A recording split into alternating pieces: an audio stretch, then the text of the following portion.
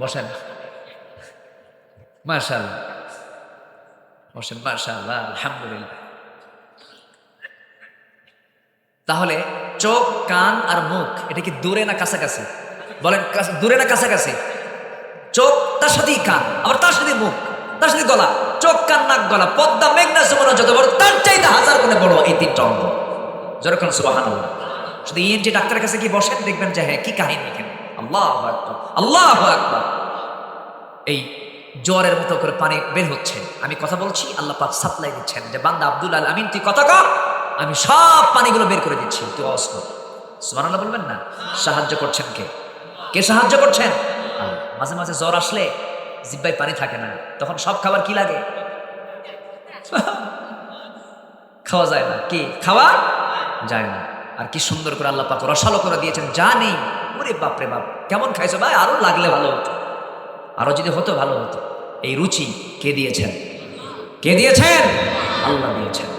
আমার বন্ধুগণ, কানের মধ্যে ময়লা, এই ময়লা সেই ময়লা নয়। কেন দিয়েছেন কানের ময়লা? এটাকে তিক্ত করে দেওয়ার কারণ হলো আপনি যখন ঘুমিয়ে পড়বেন সম্পূর্ণ আপনি সেন্সলেস, আপনার কোনো সেন্স নাই। কানের ময়লা যদি মিষ্টি হতো, সব পিঁপড়া জমা হতো আপনার কানে, ঘুম পারবেন না, পিঁপড়া সাফ করবেন। হঠাৎ করে বেলাইনে একটা পিঁপড়া যদি ঢুকেও পড়ে, ঢুকে পড়ার সঙ্গে সঙ্গে যখন দেখবে এখানে তিতা খাবার থেকে লাভ নাই, ভুল লাইন ব্যাক করবে। সুবহানাল্লাহ বলবেন না? ব্যাক করে চলে আসে, আরাম পায় না, কারণ ওটা কোনো লাইন নয়।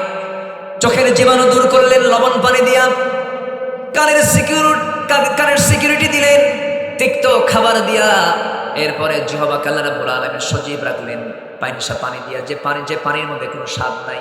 আল্লাহ পাক এটাকে সুন্দর করে লেবেল করে দিয়ে দিলেন। আল্লাহ বলছেন, বান্দারে তোর মাথা থেকে পা পর্যন্ত তাকায় দেখ, সব আমার অবদান। তোর মুখ থেকে বের করবি তুই আলহামদুলিল্লাহি রাব্বিল আলামিন। সবাই বলো আলহামদুলিল্লাহি রাব্বিল আলামিন। প্রশংসা কার? এক সময় না সব সময়। জিকিরটা কাকে বলে একটু উদাহরণ দিলে স্পষ্ট হবে। ইসলামের 2 নম্বর খলিফা ছিলেন, তার নাম কি বলেন? বলেন তার নাম কি? ওমর। বহুদিন আগে এক মাহফিলে, আমি প্রায় মনে হয় এই কথাটা, এক মাহফিলে বললাম ওমর ফারুককে চেনেন কে কে? সামনে থেকে এরকম ছোট্ট এক ছেলে দাঁড়ায় বলে, হুজুর আমি চিনি। কে? আমাদের বাড়ির দোতলায় ভাড়া থাকে। খুব সাহস নিয়ে বলতেছে। বললাম তুমি 100 হয়েছে, বসো। ওর এলেম যতদূর সে ততদূর বলেছে।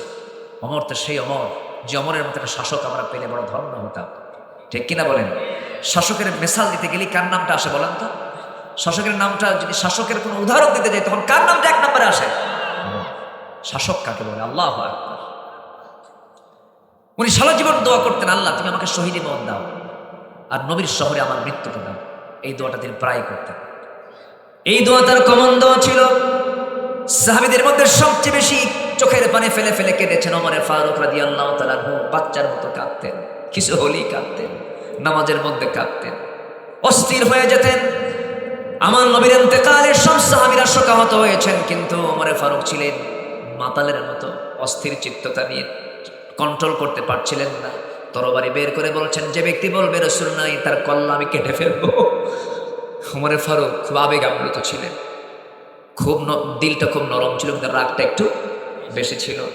ওমরে ফারুক রাদিয়াল্লাহু আনহু মাঝে মাঝে দোয়া করতেন, আল্লাহ তাআলা আল্লাহুম্মা রযুকনি শাহাদাতান ফি সাবিলিক ওয়াজআল মাউতি ফি বালাদি রাসূলিক, এমন দোয়া করতেন।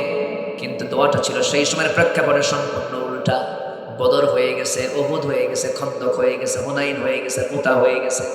যুদ্ধ আর মদিনার পাশাপাশি লাগার সম্ভাবনা, কারণ তিহামা অঞ্চল পর্যন্ত ইসলাম পৌঁছে গেছে। এখন দেশ বিজয় হবে, মহাদেশ বিজয় হবে, সমুদ্র পারে গিয়ে ইসলামের প্রচার করতে হবে। মদিনায় কোনো যুদ্ধ হওয়ার কোনো সম্ভাবনা নাই। কিন্তু তিনি এমন দোয়া করলেন, কিন্তু আল্লাহ পাক তার এই দোয়াটাও সঙ্গে সঙ্গে কবুল করে নিয়েছেন। মৃত্যুর দিনে তিনি কি করলেন? মসজিদে চলে গেলেন। মসজিদে গিয়ে তিনি শুধু শাসক ছিলেন না, তিনি একজন ইমামও ছিলেন। একজন আদর্শ রাষ্ট্রের বৈশিষ্ট্য হলো সেই রাষ্ট্রের রাষ্ট্রনায়ক শাসক যিনি হবেন তিনি ইমামও হবেন, রাষ্ট্রনায়ক হবেন। 2 ব্যক্তি না 1 ব্যক্তি হবেন, 1 ব্যক্তি হবেন। আমরা এমন দৃশ্য বাংলার জমিনে দেখতে চাই। জোরে বলি ইনশাআল্লাহ, আর জোরে বলি ইনশাআল্লাহ। যেদিন আপনি বাংলার ভূখণ্ডে দেখতে পাবেন যে যিনি শাসক তিনি ইমাম, সেই দিন থেকে বুঝতে পারবেন যে এই দেশে আদালত কায়েম হয়েছে। আমার বন্ধু